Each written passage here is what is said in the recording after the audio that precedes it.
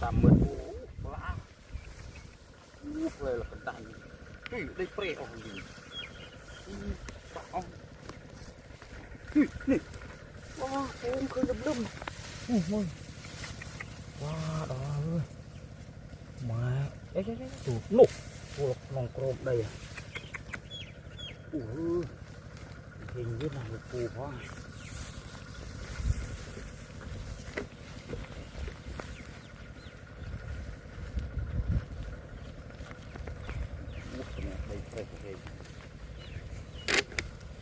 นี่โอ้โอ้ยปลาตัวมาเนี่ยเปล่าเปรี้ยวปูดี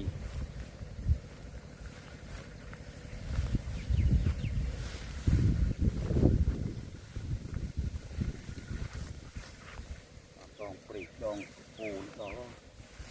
เกี่ยวโอ้ระบุเครือบว้าวโอ้ my god โอ้ติดเดียวเมาเรื่องปูซีมันเป็นยังโอ้ปูซีโต๊ดเมาเอ็ดไงนี่เป็นถึงเดี๋ยวนี้ก็เนี่ยเทปมันเลอะปัดออกเลยเนาะลิ้นกระตือเมาเก่งน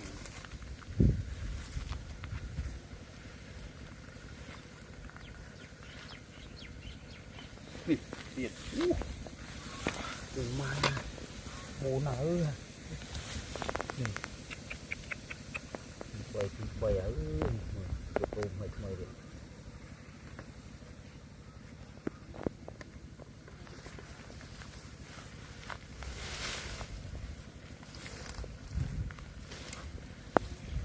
เป็ดเย็นลุกเลี้ยนตามดองเปรี้ยดูนี่โอ้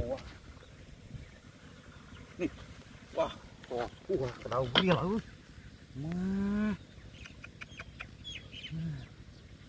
าทำไมเนี่ยเฮ้ยจำตะเกียบมุ่งมาที่อยู่ไ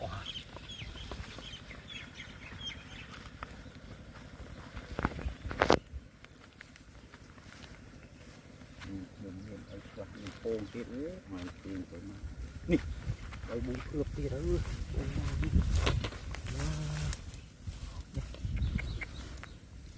ทางตะกัดเราเนี่ย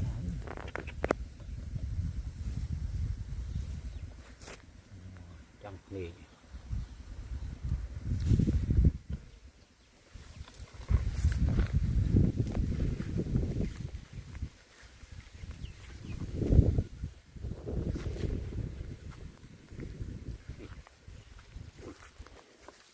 พูดเหรอนี่เดี๋ยวโกพลางได้มันตลบไปอ่ะ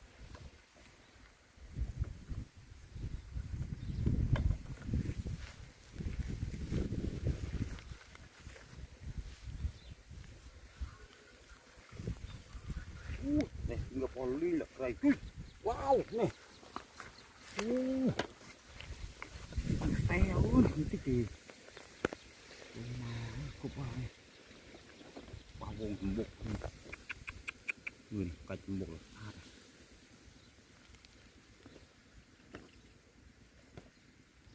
เหนียวก็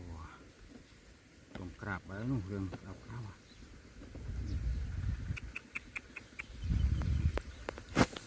ติดคอคอมมานี่ลุกเบรกออกแล้ว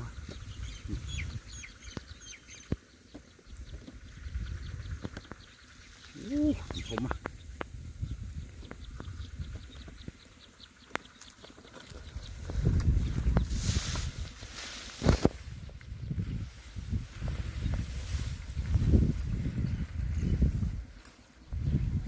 ปูสัตว์เลยนะปูทางนี่ดีละ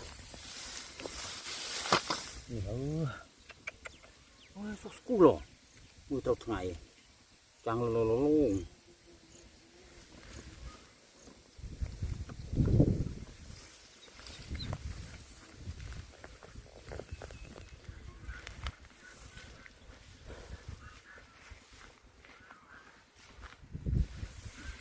ติด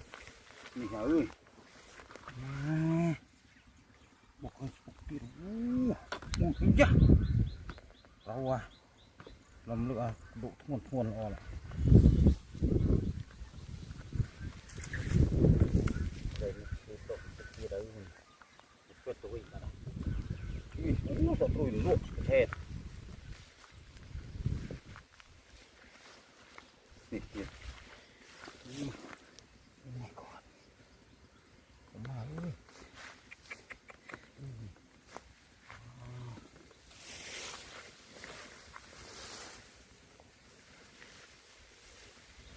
độ thì ra mưa khơi nói độ phồng thì nó độ nè nhìn nè wow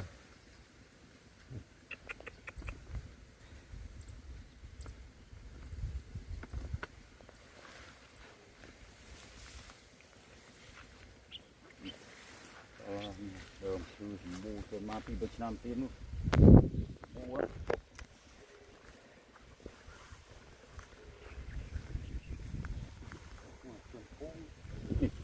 wowนี่ของเราวิ่งพงกัดทำไมเนี่ยกัดบกทำไม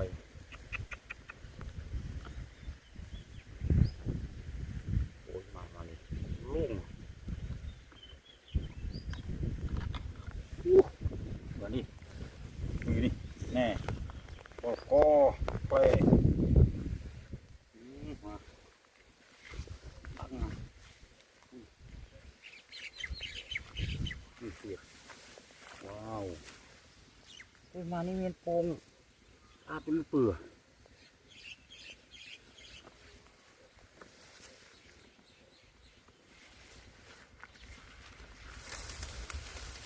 มาเกี่ยนละไรอ้อละคลองนี่วิจิตรดูล่ะนี่โอ้นี่หลังหมดเลยที่ไหนหมดไปนี่เริ่มโอ้มาปัดอ่ะมันเดิมเนี่ยนี่เป็นพืชล้มหนุ่มสูงมาเชี่ยวกันเหนียวสักอ่ะนี่โอ้มาก่อนผมมาหน้าผมโมดเครือโอ้ยมาคอนี่สวยสะอาดที่ละ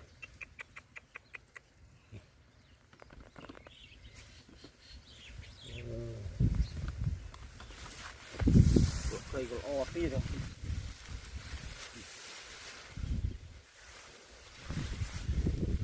ี่เดี๋ยวว้า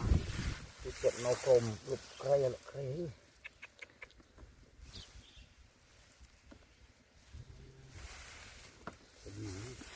เป็นไง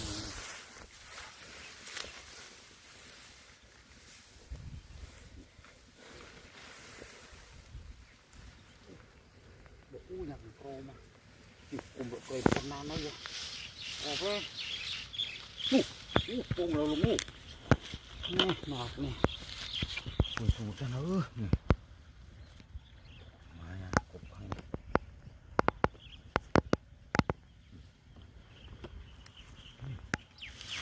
เชือกโครงแข็งได้ไหม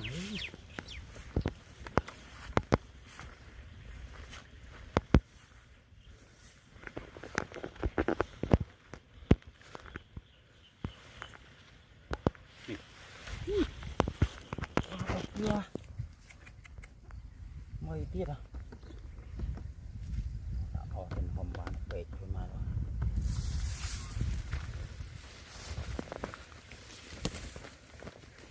rồi mà ọt thì nó độ mình đậm